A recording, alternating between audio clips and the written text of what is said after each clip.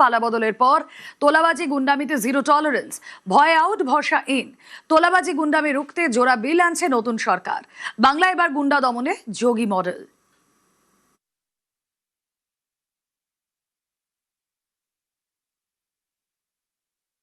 এই রাজ্যে আমরা শপথ নিয়েছি, গুন্ডা মাফিয়া তোলাবাজ লাল চুল কানে দুল একটারও জেলের বাইরে থাকবে না। এই সেশনে বিয়ে কমিটি অনুমোদন দিলে শেষ দিনে বিল আসছে, সম্পত্তিও বাজেয়াপ্ত করব, সম্পত্তি বাজেয়াপ্ত করব, সম্পত্তি অকশন করব। এবার বাংলায় যোগী মডেল। উত্তরপ্রদেশের যোগী সরকারের যেমন আছে গ্যাংস্টার আইন, এবার এ রাজ্য তেমনই কড়া আইন চালু করছে শুভেন্দু অধিকারীর সরকার।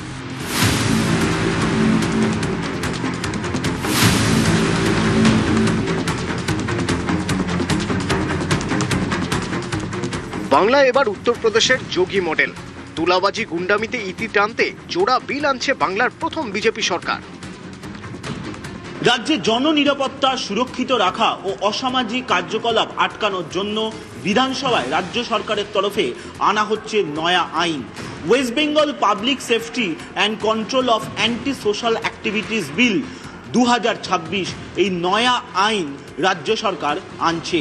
এই নয়া আইনের লক্ষ্যই হলো রাজ্যে জননিরাপত্তা নিশ্চিত করা ও অসামাজিক কার্যকলাপ আটকানো।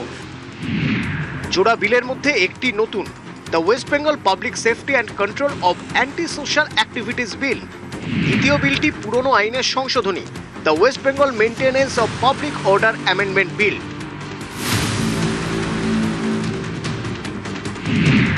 ভয় দেখানো, ভাঙচুর, বালি পাচারের মতো অপরাধকে নতুন বিলের আওতায় আনা হয়েছে। অভিযুক্ত ব্যক্তিকে প্রতিরোধমূলক আটক করা যাবে, 1 বছর পর্যন্ত আটক করে রাখা যাবে। প্রয়োজনে অভিযুক্তকে নির্দিষ্ট এলাকা বা জেলা থেকে নির্বাসিত করা যাবে।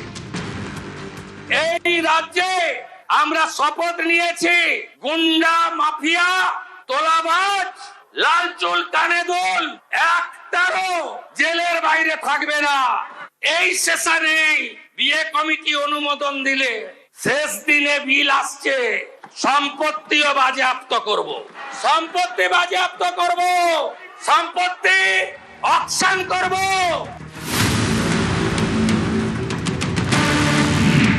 গুন্ডামি খতম করতে পুরনো আইন সংশোধন করতে চলেছে নতুন সরকার।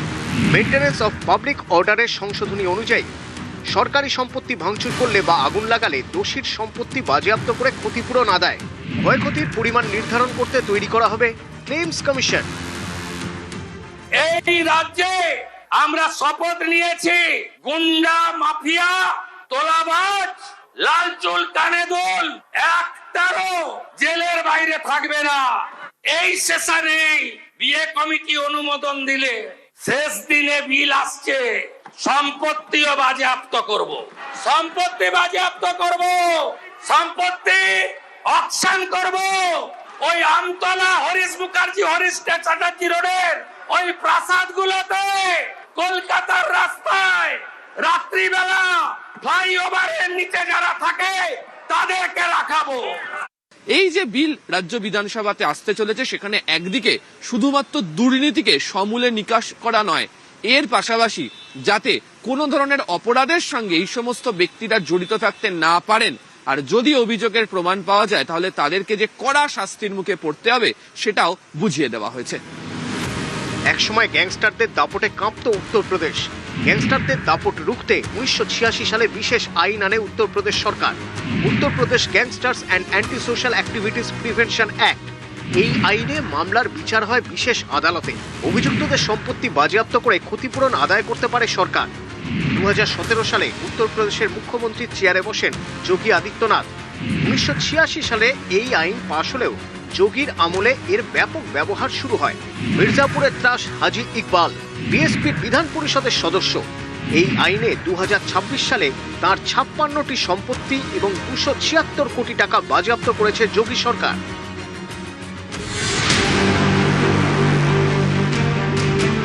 তাবড় তাবড় সব গ্যাংস্টারদের দাপট দেখেছে উত্তরপ্রদেশ। সেখানে সেই গ্যাংস্টারদের শায়েস্তা করতে 1984 সালে কংগ্রেসের আমলে একটা আইন তৈরি হয়েছিল, কিন্তু কোনো সরকার সেই আইন কার্যকর করার সাহস দেখায়নি, যেটা দেখিয়েছেন যোগী আদিত্যনাথ। সেখানে সেই আইন এমন কড়াভাবে সেই আইনের প্রয়োগ হয় যে যত তাবর গ্যাংস্টার আছে তাদের এখন নাভিশ্বাস।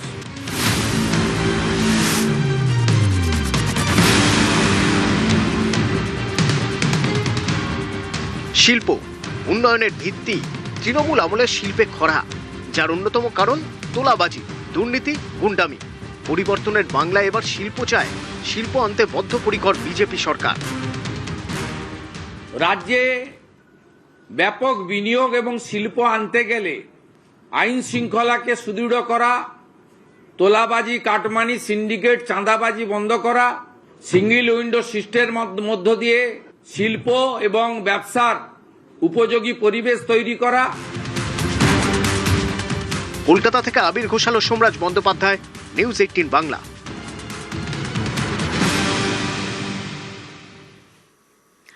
বাংলায় এবার অভিন্ন দেওয়ানি বিধি। উত্তরাখণ্ড, গুজরাট, অসমের পর এবার বাংলায় ইউসিসি। সোমবারে বিধানসভায় অভিন্ন দেওয়ানি বিধি বিল, বিধানসভায় ইউসিসি বিল পেশ করবে বিজেপি সরকার। সোমবার বিধানসভায় বিশেষ অধিবেশন।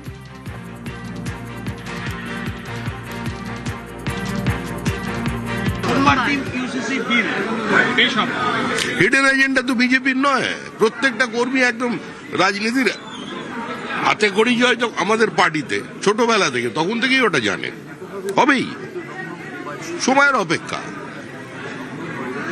এক দেশ এক আইনে শ্যামাপ্রসাদ মুখার্জি শিখিয়ে গেছেন, ওটাই হবে। উত্তরাখণ্ড, গুজরাট, আসামের পর এবার পশ্চিমবঙ্গে চালু হতে চলেছে ইউসিসি। নির্বাচনী সংকল্পপত্রে বিজেপির তরফ থেকে আগেই দাবি করা হয়েছিল তারা পশ্চিমবঙ্গে ক্ষমতায় আসলে ইউসিসি চালু করবে।